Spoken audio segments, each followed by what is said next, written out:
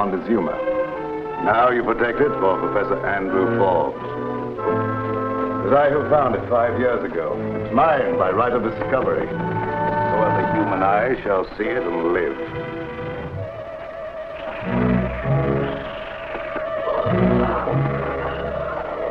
You want it, don't you? You're proud of your plumage, aren't you? You kill for it, don't you? No doubt you'll kill again. Many times. Foolish people who send one think I'm only a poor, eccentric archaeologist. They don't know how rich I am, or how smart.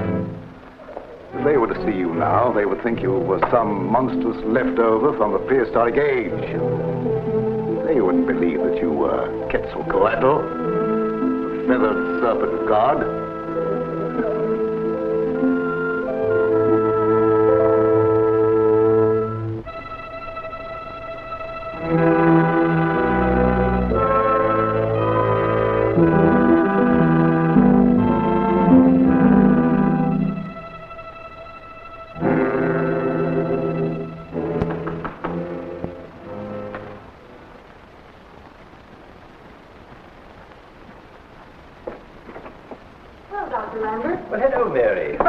Open, so I just walked in. Well, why not? After all, you're Andrew Forbes' daughter. Welcome is my own. You mean if you had one? I've always said that no good ornithologist should ever marry.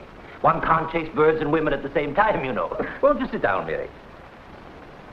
Would you like to see my article on birds of the Southwest? Our copy came today. I just finished reading it. Oh, I see you didn't like it very much. Yes, it was very interesting, only... Only what, Mary? Well, I'm afraid Father will be furious about you mentioning that legend of Montezuma's treasure being buried around Azteca. You know how archaeologists hate treasure hunters. But I'm not a treasure hunter, Mary. Some of your readers might be. Oh, so that's why you're calling upon me. Partly. I wanted to have a talk with you about Father. What's Andrew been doing now? Making sheep's eyes at some young widow? Father isn't interested in women since Mother died. Oh, forgive me. I'm sorry. Mother's death was strange, horrible. I wonder if the tragedy hasn't affected him.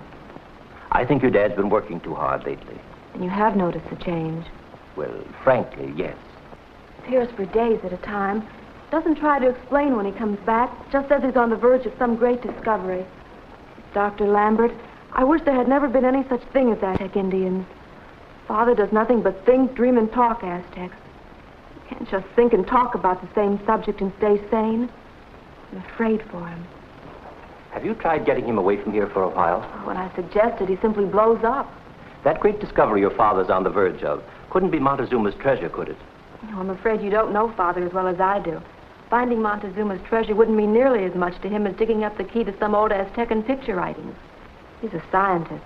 All scientists. Finding an Aztecan Rosetta Stone would be a great contribution to science.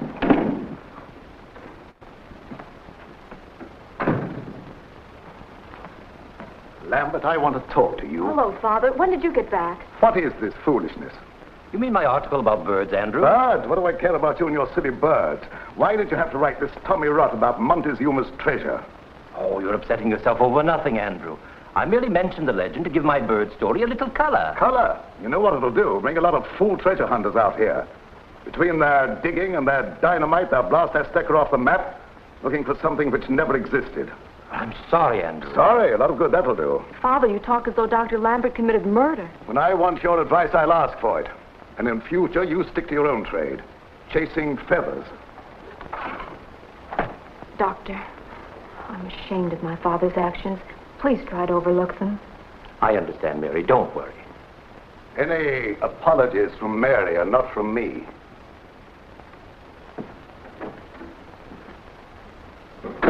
See why I'm so worried about him.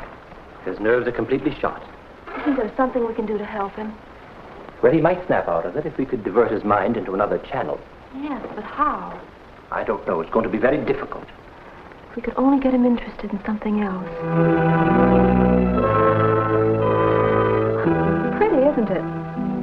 Yes. I've never seen a feather like this before. It's come from a beautiful bird. Not a bird. It's a creature. Where did you find this, Mary? Oh, on the floor. Why, is it something special? Special? I'll say it's special. Why, there are only 3 known specimens like this in the entire world. 2 are in museums in Mexico City, and the 3rd is in Don Gonzalez's private collection in Honduras. Then it must be valuable. Oh, it'll bring a high price at any museum. But it's not the money I'm interested in, Mary. As a scientist, I'm interested in the creature itself. There's just a chance that one may have survived down through the ages and is about here somewhere. If it is, I must find it. Doctor, you keep saying creature. You mean bird, don't you? The scientific theory is that the thing was half bird and half reptile, lived on blood. How can they tell that from just a feather? We've certain scientific facts to substantiate it. Each of the other 3 feathers was found clutched in the hand of a dead man, whose throat had been torn open, jugular vein severed. Sounds like a vampire tale. If there are such things as human vampires, they wouldn't have feathers. And a vampire bat doesn't have feathers either. Certain species of that bird are flesh eaters, have a taste for blood. Say, maybe I've got something. The Aztec god Quetzalcoatl was pictured as a feathered serpent.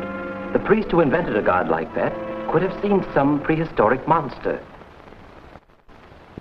Why, Mary, you're ill. Come sit down, dear. My mother. You remember, don't you, Doctor? Yes. Then there is such a creature around here. Well, there could be.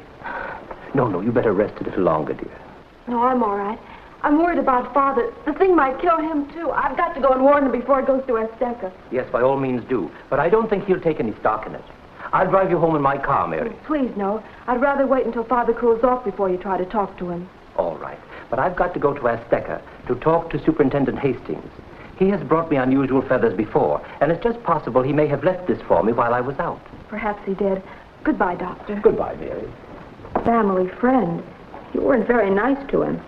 He wrote stuff that will bring a pack of greedy treasure seekers around here, which will interfere with my work. Well, he didn't mean to offend you.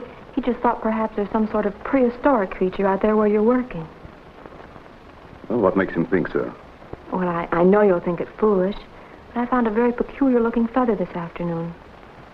You found a feather? What kind of feather? What did it look like? It looks like it might come from some rare bird, only the doctor said it didn't. Where is it? Well, Dr. Lambert has it. I found it on the floor of his study, and he thought perhaps Mr. Hastings left it for him when he was out. He thinks it might be from some prehistoric creature, a sort of flying monster that somehow managed to survive. The doc better take a vacation. You'll be getting a nervous breakdown. Then you will tell him you're sorry? If it will make you any happier, I'll stop by and apologize right now. Oh, he isn't there now. He rushed right out to Azteca to show the feather to Mr. Hastings. Oh, you'd better not wait supper for me, dear. I may be late. Goodbye.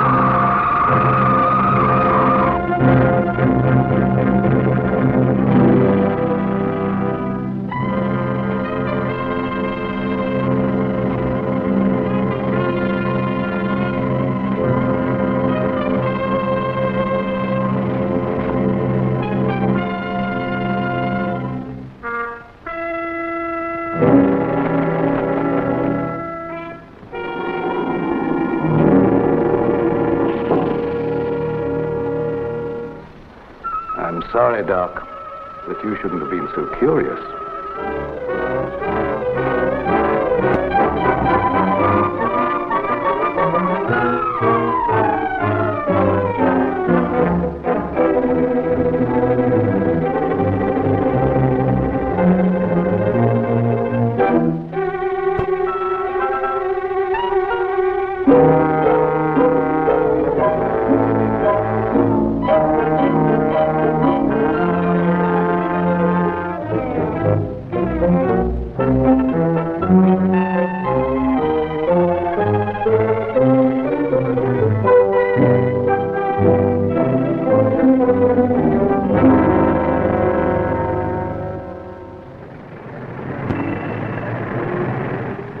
Always a pioneer in radio entertainment, Radio Network XOR is undertaking to bring to its listeners first-hand information of a factual mystery thriller.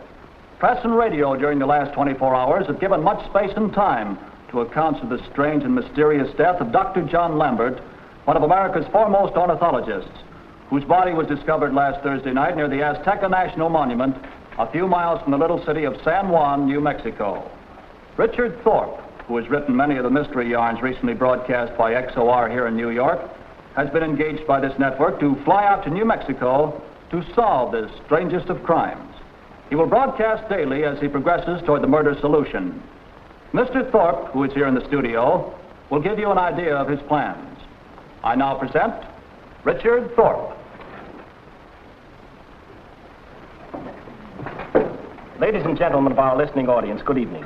Today, when I was talking casually with Mr. Hanson, New York news editor of XOR, our conversation naturally drifted to the subject uppermost in the minds of all mystery fans. Who or what killed Dr. John Lambert and drained the blood from his body? Was this bizarre act done for the purpose of baffling the authorities? Was the crime committed by some mad mortician who was acquainted with the use of embalming instruments? Or was Lambert a victim of some strange prehistoric bird or animal? Stranger still, do vampire monsters exist today? Many of the legends of human vampires existing in the dark corners of the earth, the werewolf of the Russian steppes and the Carpathian mountains of Transylvania, also the were-tigers of the Burmese jungles and the cat people of the Near East. Explorers tell us of strange people with strange tribal rites. Devil worshippers exist today not only in remote jungles, but actually live in European cultural spots. Oh, but Father, I wanted to hear what Dick Thorpe had to say about Dr. Lambert's death. I've read lots of his mystery stories and... First thing you know, you'll be believing in werewolves and devil worshippers. Then you were listening. I couldn't help overhearing some of it. Then you heard him say he's coming here to find out who killed the doctor. It'll take more than a mystery writer to uncover that. But Father, he's very clever. All he needs to solve a case is just one tiny clue. And maybe we can furnish him with that clue. Maybe we could. Good night, dear.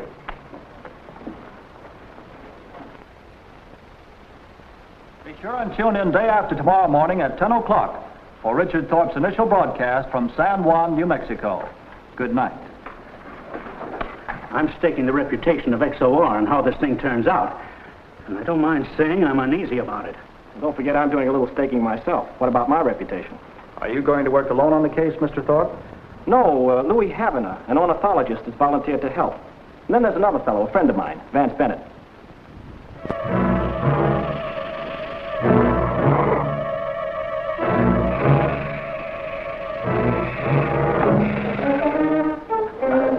Here's your clue, Mr. Thorpe.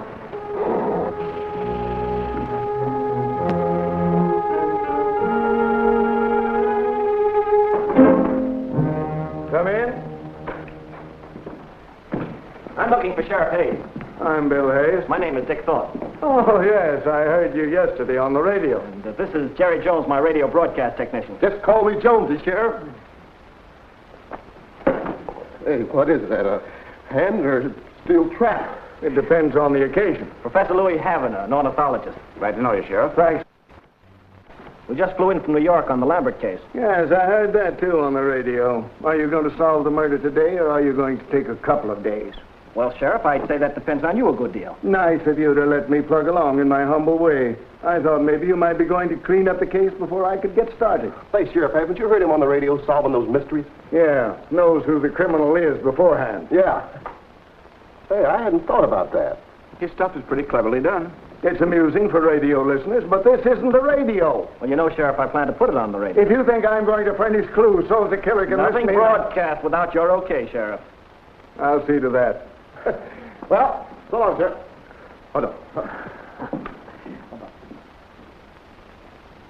Network XOR now takes you to the little city of San Juan, New Mexico, where Richard Thorpe, famous author of mystery stories, will broadcast the first step in his effort to solve the mystery of who or what killed Dr. John Lambert. At this moment, the inquest is opening. There was only one injury, a wound in the throat, very jagged, almost from ear to ear, more pronounced on the left side. Jugular vein completely severed. Death had been immediate. Rigor mortis was just setting in when the body was discovered. From the nature of the wound, could you describe the death instrument? Not exactly. The wound was too jagged to have been inflicted with a tool with a cutting edge. I'd say more of a tear. My guess is, and it's only a guess, it was inflicted with teeth or claws, maybe talons, maybe a beak. And you think Lambert was killed by some or predatory bird? Except for one thing. What's that? The body was practically ready for embalming. All the blood had been drawn out. Your witness. You say the jugular vein was severed. Is it possible, Dr. Wagner, that such an injury itself would drain off the blood?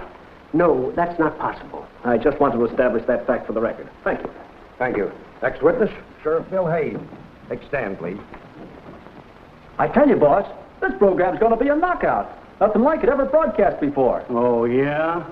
I've staked my reputation on it. And your job.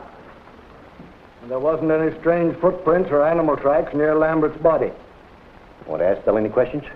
Just one. And Lambert couldn't have been murdered by a man or an animal.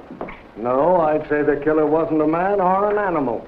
Not unless he had wings. That's what I wanted to establish, that the criminal had wings. Thank you. And Bill. Next witness, Professor Andrew Forbes. When did you last see Dr. Lambert? That is, I mean, prior to his death. On the afternoon of the day he was killed. Anyone else present? My stepdaughter Mary. Where did you see him? At his home. What was the nature of your call? I went there to remonstrate with him about something that he'd written in an article. What had he written? He mentioned the legend about Montezuma's treasure being buried somewhere around Aztec. I wanted to warn him. Stuff like that would bring in a crowd of treasure hunters who would interfere with my archaeological work. I mean the digging and blasting indiscriminately. You parted as friends? Oh, yes. Your witness? Professor Forbes, you've done some archaeological work among the Aztec ruins down in Mexico, haven't you? Yes, for some years. 5. The old Aztecs worshipped some kind of feathered serpent, didn't they? Yes, they had a god which they pictured as being half reptile, half bird. Quetzalcoatl. Purely mythological, of course. Do you think it possible that such a creature might have existed, say, in the age of dinosaurs and like monsters? But I'm an archaeologist, not a zoologist. The two sciences are entirely different. Yes, I understand, but I thought that perhaps in the course of your work you might have come across some trace of such creature. Oh, such things never existed, except in mythology. I believe there's a tradition that the Aztecs once lived around here and then moved south. Yes, I've been trying to substantiate that theory through my work at Azteca. If that's all. Just a second, Professor. There's one more question. I hope you'll forgive me for touching upon a somewhat delicate and tender subject. Your wife. Didn't she come to her death some years ago under somewhat similar circumstances? Yes, that is true. We never discovered exactly how it happened. Then it might be possible that the same, let us say, creature could be responsible for both crimes. Well, I think that's stretching the point. That's all, Professor, and please forgive me. Dr. Lambert was very excited about the possibility of such a creature still existing around here. He said if there is one, he must find it. Where's the feather now? Well, I don't know. Only the doctor said he intended taking it with him when he went to see Superintendent Hastings. Can you describe that feather? Well, it was pretty and very odd. Thank you, Miss Forbes. Dr. Lambert showed me the feather and asked me if I'd left it at his home while he was out, and I told him that I hadn't. So when he left, he took it with him. He seemed to think it was very valuable, wouldn't let it out of his sight. Will you describe the feather, Mr. Hastings? Well, I would say it was just about as Miss Forbes described it. I understand that Quetzalcoatl was not one of the bloodthirsty deities, like the sun god. Is that right? The human sacrifices were made to the sun god, but bloodletting was a rather popular Aztec pastime, and I presume that Quetzalcoatl would kill to preserve the thing he was charged with protecting. Is it true that 3 such feathers as were described here were discovered in Latin America, clutched in the hands of 3 dead men? Yes, But there was no feather found in Dr. Lambert's hand. I know that, but a very gentle breeze might have blown it away. That's all. Thank you, Mr. Hatton. Jury may now retire and consider a verdict. Pretty good, huh? All right. What happens next? How do I know? This thing's on the square. We, the jury, find that Dr. Lambert came to his death through undetermined circumstances, and that his death was a homicide. Can't something be done? I'm sure this is murder. I'm not leaving San Juan until I get to the bottom of these killings. Possibly if we all work together, we might get somewhere. You mean you're willing to work along with me? Young man, you are very necessary to some of my plans. Thank you, sir. I think there was one thing you forgot to ask me when I was on the stand. What's that? Whether you may call it our home. I didn't forget. I just didn't think this was the place. This afternoon for tea? Better make it supper. I have to go to Aztec this afternoon. Well, that's fine. I'd like to ride out with you to where Lambert's body was found. I want to have a look around. Oh, yes, of course. It would be a pleasure.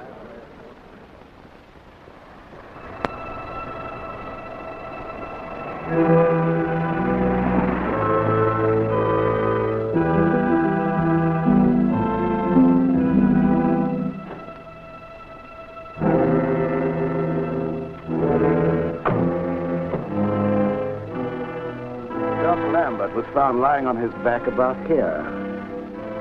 There's no blood. It's impossible the ground could have drained it off. Oh, no. We had a chemical analysis made of the soil. Do you remember the direction of the wind? There wasn't much wind that day. This time of the year, what little wind there is comes from over here.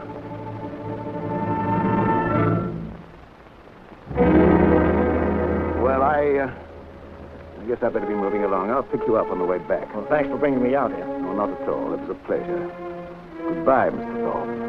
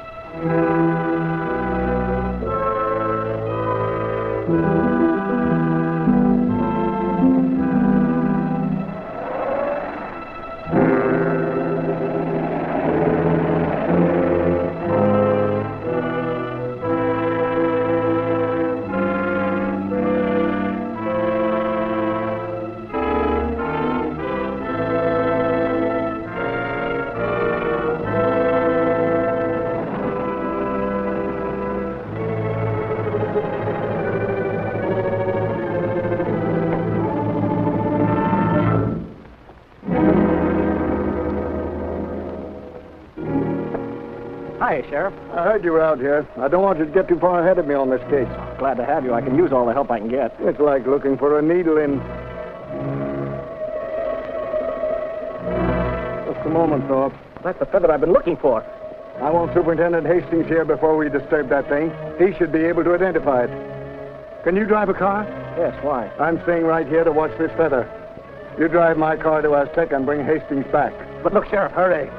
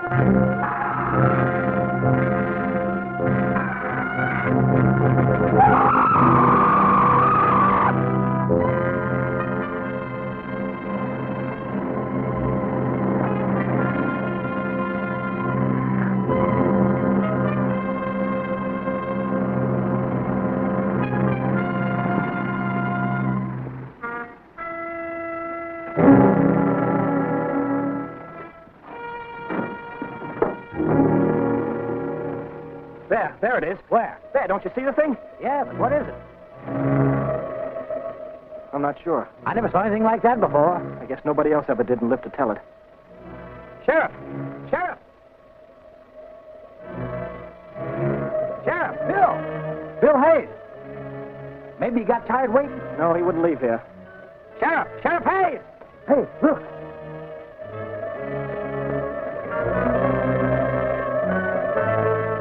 His throat has been ripped wide open.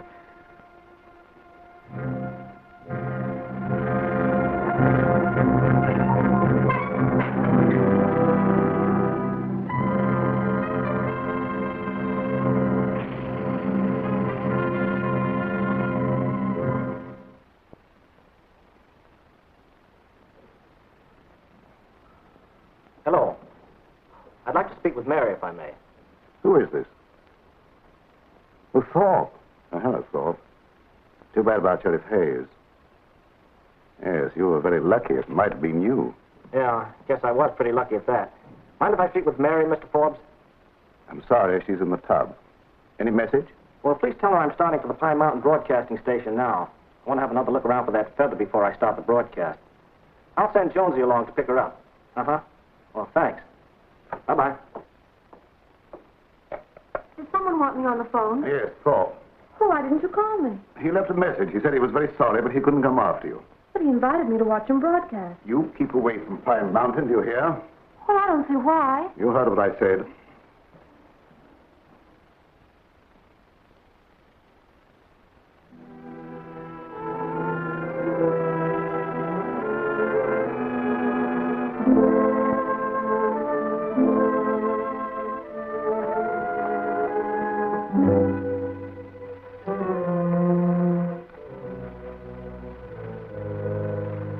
Cabinet, look.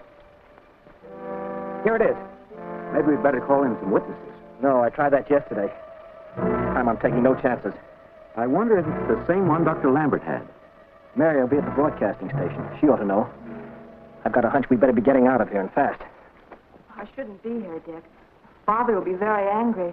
He told me to stay at home today. I don't think your father likes me. Maybe I'd better have a little talk with him. Oh, no, please. There's no telling what he'll do. He might even prevent us seeing each other.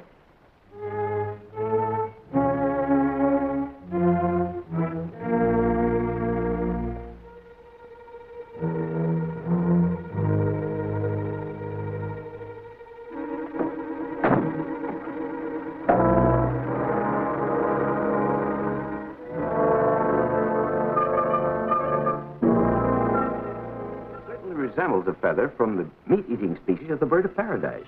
Yet it's somewhat different. Well, it looks like the one Dr. Lambert had, but at the time I thought the other one was larger. Oh, is it the same kind? Oh, yes. But I don't think it's the same one that Sheriff Hayes was guarding when he was killed. Does that tell you anything?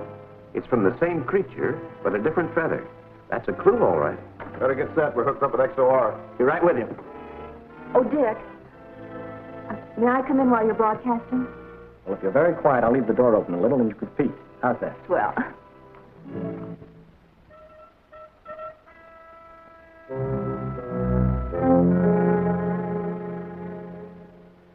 Network XOR now takes you to the little New Mexican city of San Juan, nestling in the foothills of the Rocky Mountains, where Richard Thorpe, noted author of mystery stories, is attempting the solution of a factual crime more fantastic and thrilling than fiction. From Pine Mountain Broadcasting Station, he will tell you of his progress. Come in, San Juan. This is Richard Thorpe, broadcasting from the Pine Mountain Station at San Juan, New Mexico. Yesterday, you heard the coroner's into the death of Dr. John Lambert, internationally known ornithologist. You heard the jury's findings, that Lambert's death was a death of violence, that the killer was some person, bird, or beast as yet unidentified. Only a few hours after the inquest, there was another murder. This time, the victim was Bill Hayes, sheriff of San Juan County. It was only by chance I was not the victim. When I returned with Hastings to act as witness to the findings of the feather, Bill Hayes was dead, his throat gashed, his body drained of blood. The assassin was just leaving the scene. As I had surmised, it was some sort of horrible creature, a leftover from a far distant age. I don't expect many of you who are listening in to believe a word of what I am saying when I describe this flying monster. Were I in your place, I wouldn't believe it. The other networks will laugh us off the air. Keep your shirt on. Thorpe wouldn't pull a fake. The head appeared dragon-like, the wings feathered, a long reptilian tail trailing behind it as it flew through the sky. It is my opinion that only 3 people have seen this monstrous creature and lived. These are Mr. Hastings, myself, and the human fiend who has sufficient control over this monster to use it as his instrument of murder. Of course, you'll want to know how I arrived at this conclusion. The reason I can't reveal the clue I'm working on is obvious. I don't want to put this man on his guard. Within a short time, however, I hope to announce the name of this killer in my broadcast. With me in the studio today is of America's foremost ornithologist. Who will describe to you the feather we picked up this morning at the scene of the tragedy. Ladies and gentlemen of our radio audience, Professor Louis Hatton.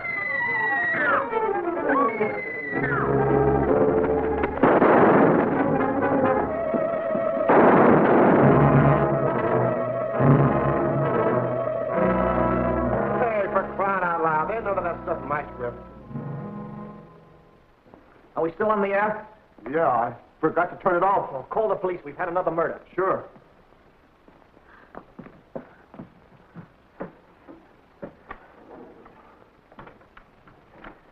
Ladies and gentlemen, there's been a murder at the studio. Professor Louis Hatton was struck down by the feathered serpent as he stood at the window examining the feather we had just found. We'll be back on the air again tomorrow morning at the same time. You know what this fake is going to cost the XOR network? A franchise. Yes, Mr. Grant. I want you to find out if there's insanity in Thorpe's family. Yes, Mr. Grant. And order a couple of straitjackets. One for you and one for Thorpe. Okay, Mr. Grant. Okay. Make it 3 straitjackets. I must have been nuts myself when I hired the pair of you. All San Juan is asking, where will the flying death strike next? Who will be the victim? What is back of all these mysterious and fantastic murders?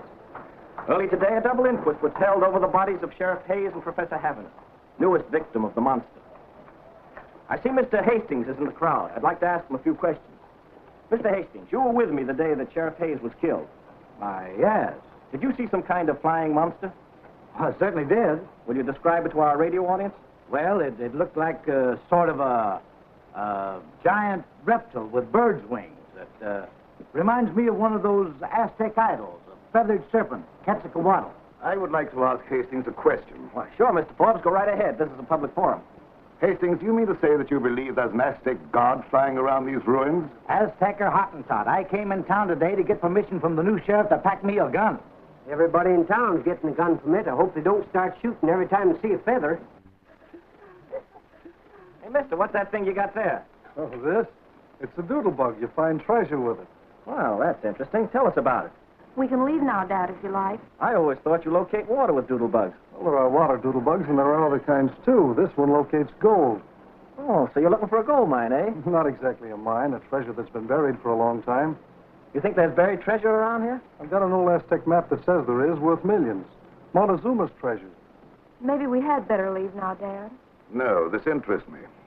Well, how does this particular doodle bug work? You just walk along holding it this way, and when you get over the gold or any other metal, it shows here on this dial. Oh, that's a good idea. Maybe there is buried treasure around here. It might have something to do with all these killings. Oh, Mr. Forbes, this ought to interest you. Come on over and take a look at it. This is Professor Andrew Forbes, an archaeologist. He's been excavating out at Azteca for years. Bennett's the name. Vance Bennett. Pleased to meet you, Mr. Forbes. Thank you. If this treasure hunt of yours isn't too private, I might be able to help you along. Well, that's mighty nice of you. If I find what I'm looking for, there'll be plenty for you, too. Well, I'm not interested in treasure from the standpoint of personal gain. I'm only interested in the scientific angle. Well, thank you, gentlemen. Well, folks, looks like this manhunt is going to include a treasure hunt, too. Tune in tomorrow morning, same time, same station. This is Richard Thorpe, returning you to your New York station. Treasure hunt, huh? Well, you wouldn't believe yesterday there was a murder in the Pine Mountain studio. Maybe this treasure stuff isn't a hoax either. If they find any treasure, I want to be cut in on it. Get hold of Thorpe long distance and tell him. Well, there it is, Dick. Fine. How'd you find things in Honduras? Meaning the senoritas? Meaning old Don Gonzalez. I had a heck of a time keeping the old boy from flying up here with me. I was afraid he wouldn't want to let this precious feather out of his sight. That was less trouble than having it vacuum sealed in that package. What's the idea? Well, the way I've got it figured, Quetzalcoatl is guided to his feathers by their scent. I didn't want him at our throat before we were ready for him. Then you really believe there is a feathered serpent? Vance, I'm sure of it. I've seen him twice. When he killed Sheriff Hayes and when he killed Havana. Why? My dear fellow, haven't you guessed? Montezuma's treasure. Montezuma's treasure? Say, are you kidding? No, Vance, I'm confident the killer somehow stumbled on it and is using Quetzalcoatl to keep others from finding out about it. Sounds fantastic. Any definite suspect? You shook hands with him this morning. Professor Andrew Forbes. Forbes? But he offered to help me look for the Say, wait a minute. You think that guy's got me all set as his next victim? Right. Well, in that case, I think he should furnish the feather. It would have saved me flying down to Honduras and back. Sure it would. Only that way it would have been his trap. This way it's my trap, and I have to furnish the bait. Now, when Forbes sees you with this feather...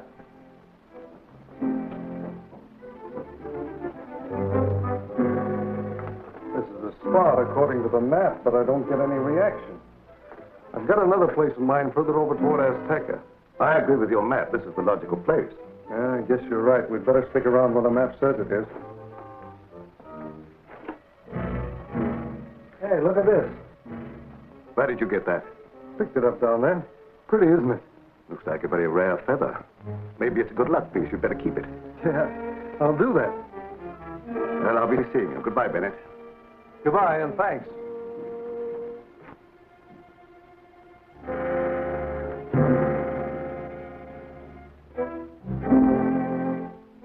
All right, come on out, Dick.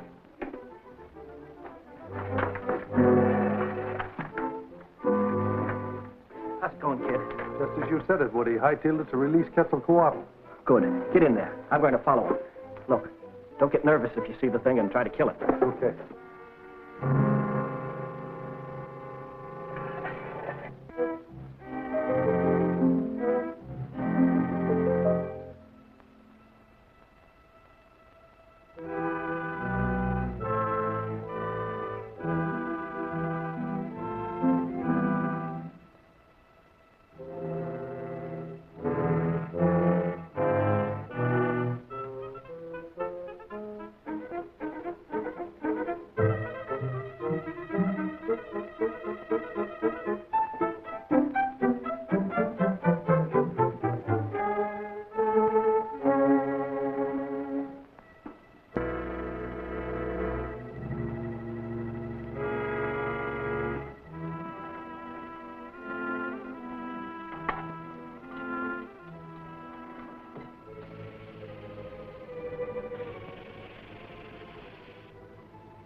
You're lucky, my friend. The treasure hunter found the feather you lost.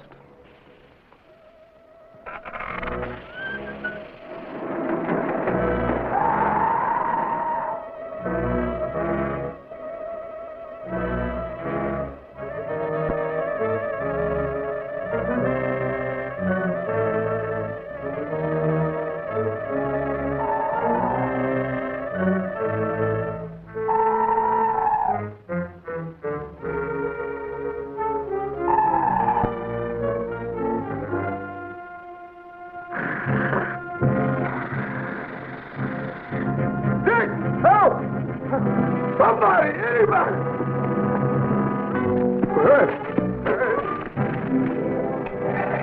Hey, Jonesy, what are you doing here? That oversized canary. Let's get out of here. We're in the cave.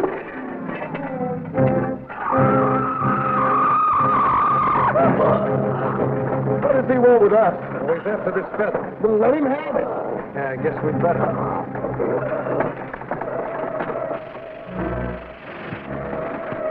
Did you see him pick up that feather? Yeah. Boy, that was a narrow escape. Yeah, let's get out of here.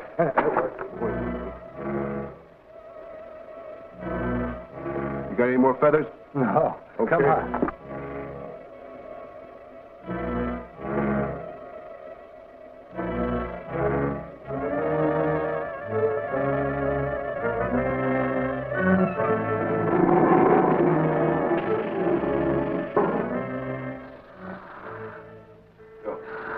That's the last of you and your fool doodlebug, Mr. Bennett. Now we want just one more of your beautiful feathers, Quetzalcoatl. Just one more. Only one inquest that you won't broadcast, Mr. Thorpe. Your own. Would you have thought that Andrew Forbes called?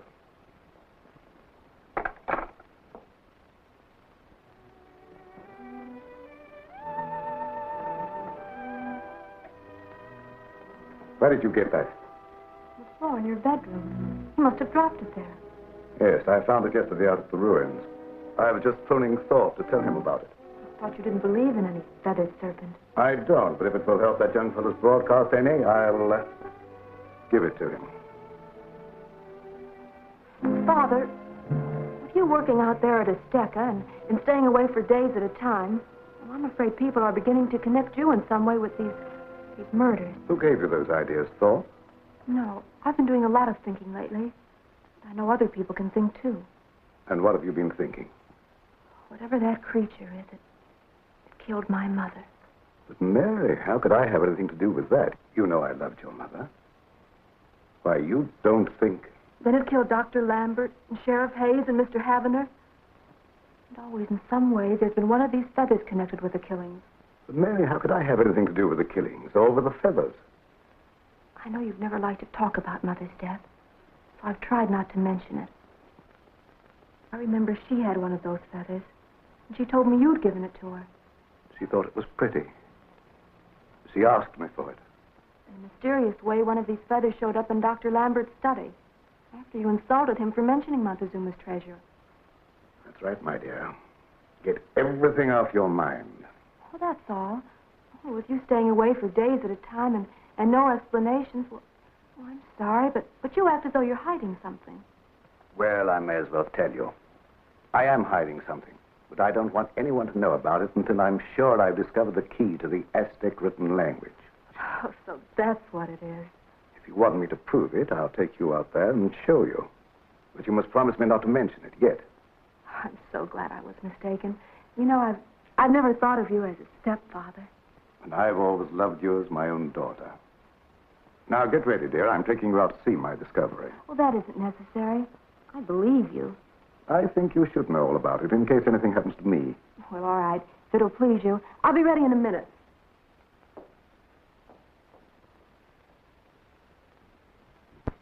By special arrangement with the Pine Mountain Broadcasting Station of San Juan, New Mexico, this broadcast is being relayed directly to you from the treasure chamber of Montezuma. Did he find the treasure? The secret treasure of the Aztec Emperor was found last night by your broadcaster, Richard Thorpe, after I tricked the slayer of Dr. Lambert, Sheriff Hayes, Louis Havener, and others into unconsciously revealing its location. At that time, he was attempting another killing. Following this broadcast, I shall swear out a warrant charging this man with wholesale murder. All I want to know is, did he find the treasure? When I undertook to solve these weird slayings, my first problem was, is there a creature half bird, half reptile, a feathered serpent, a living likeness of the Aztec god, Quetzalcoatl?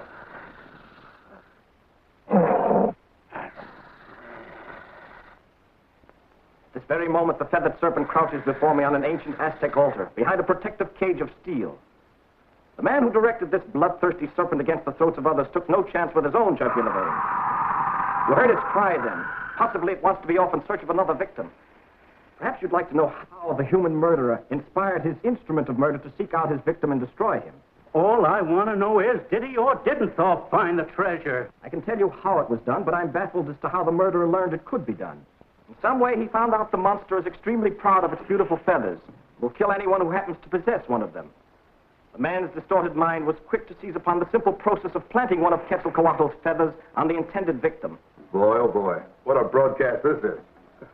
It'll knock 'em dead. Hey, something's gone wrong. This isn't coming through the way it ought to. You better go down and tell the boss he's talking into a dead mic.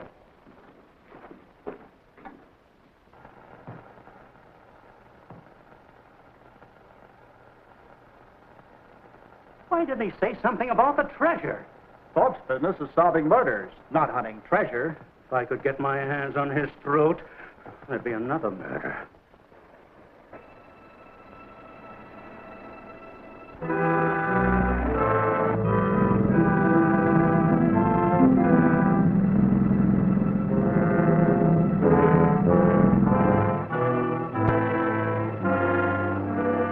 I wasn't half through. How long is it going to take to fix that thing? About 5 minutes if I'm lucky. Well, hurry, will you? Doing the best I can.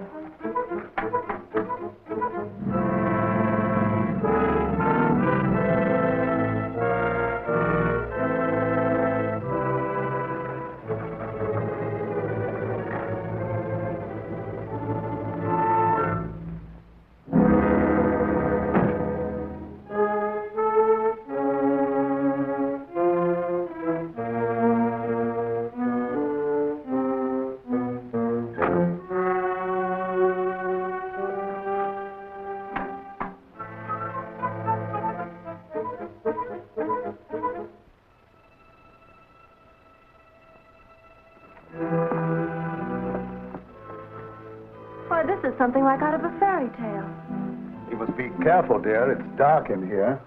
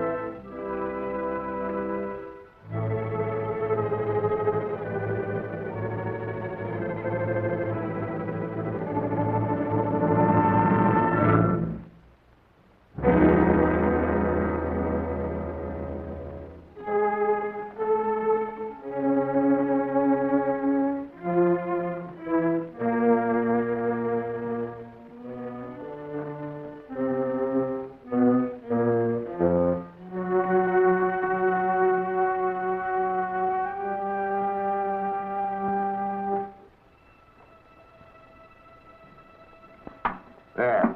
That ought to do it.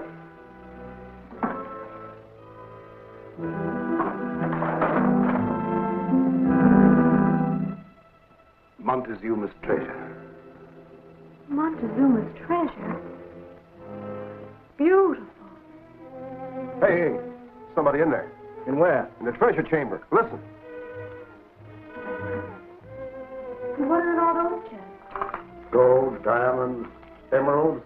The richest treasure in the world. Why do you keep it hidden? Because it's mine. Mine, you hear? All mine. I'm the richest man in the world. The richest treasure in the world. It's mine. Forbes, he's got Mary in there with him. Showing off his treasure, huh? He's mad. He'll kill her. Keep that thing going. Yeah.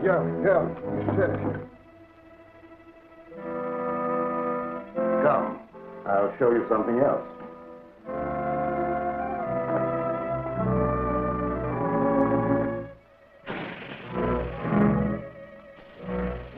Then you did kill Dr. Lambert and all the others. Quetzalcoatl guards the treasure. He's an Aztec god. You mean a monster.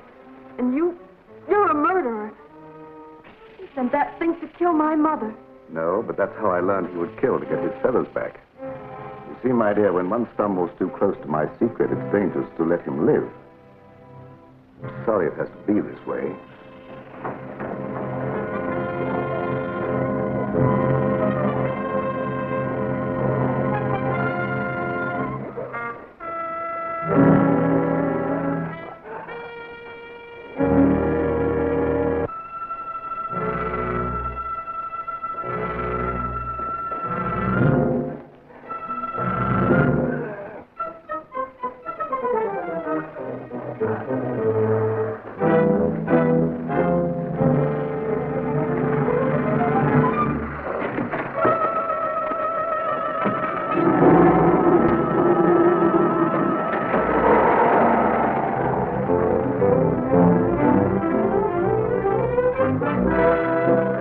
I need some help in there. Let's go.